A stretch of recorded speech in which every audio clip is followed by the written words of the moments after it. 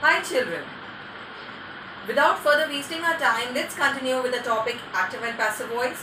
And today I'll explain you how the active voice is changed into passive voice in the future tense and even the change of modal auxiliaries from active to passive. Future indefinite tense. Children, the form of future indefinite tense in active voice will be subject plus will or shall plus first form of the verb plus object. And when it is changed into passive voice, it will become subject plus will shall be plus third form of the verb plus by plus object. With I and we use shall, and with others we use will, as we have discussed it earlier in the chapter tenses also. The examples for future indefinite tense or future simple future tense are: everyone will blame us, we shall be blamed by everyone. But as I told you earlier, that subjects like everyone, someone, everybody, somebody, each, which are vague subjects, means unknown subjects, we drop such subjects when we change the sentences from active voice into passive voice. So we will drop everyone in this sentence. It will only be we shall be blamed. Second sentence is she will not beat me. Me becomes I. Change of the pronoun. I shall not be beaten by her. When will you throw the ball? That is interrogative sentence. When will the ball be thrown by you? Will you call me? Shall I? Because as we all know that with I and we, that is the first person pronoun, we always use shall. So shall I be called by you? Children, as we move further, future continuous tense, it has no passive voice. Let's come to the next part, that is future perfect tense. The format of active voice in this tense will be subject plus will have, shall have, plus third form of the verb plus object. When changed to passive voice, it will become subject plus will have been, as in present perfect tense and past perfect tense.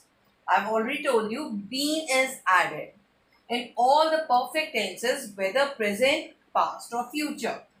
Will have been, shall have been, plus third form of the verb plus object. Examples: Mohan will have posted the letter. The letter will have been posted by Mohan. She will not have cooked the meal. The meal will not have been cooked by her. First is assertive, second is negative, and third is again interrogative sentence. Will she have washed the clothes?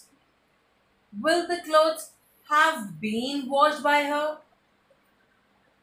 Children, the future perfect continuous tense again does not have any passive voice.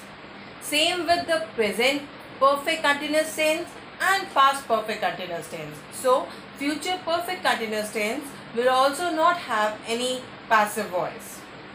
Children, please get a pen and copy to write down the exercise based on the future tense. You are supposed to do this exercise in your notebooks.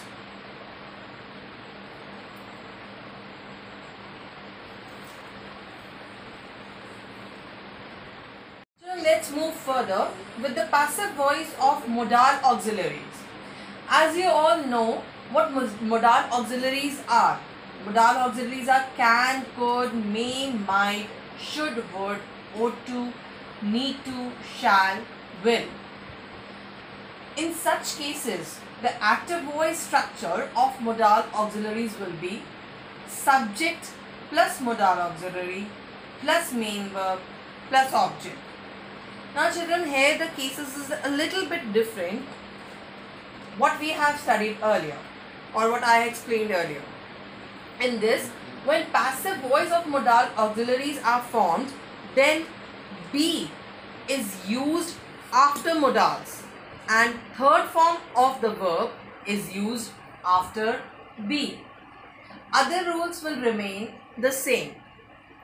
Like suppose, let's take these certain examples like can, must, mean, might, should are all modal auxiliaries, and with that we have added a verb here. When these are changed into passive voice, we add be in between the main verb and the modal auxiliary. Can see will become can be seen. Must tell will become must be told. May take may be taken. Might sell might be sold. Again, third form of the verb. Should consider should be considered. Ought to write ought to be written. Need not do need not to be done. Passive voice structure of modals becomes modal auxiliary plus perfect infinitive will become modal auxiliary plus have been plus third form of the verb plus, or you could write perfect infinitive also. Can have done, can have been done, must have sold, must have been sold, ought to have seen, ought to have been sold.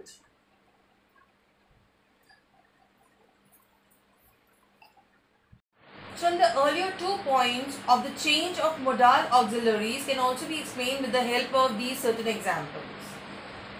We should obey our parents. Our parents should be obeyed by us. We must keep the rules. The rules must be kept by us. One should keep one's promise. Promise should be kept. One ought to do one's duty. Duty ought to be done. Children, will be continuing with the rest of the part in the next class. Thank you. So children, the rest of the part we will be explaining in the next session. So stay tuned for the next class. Bye and thank you.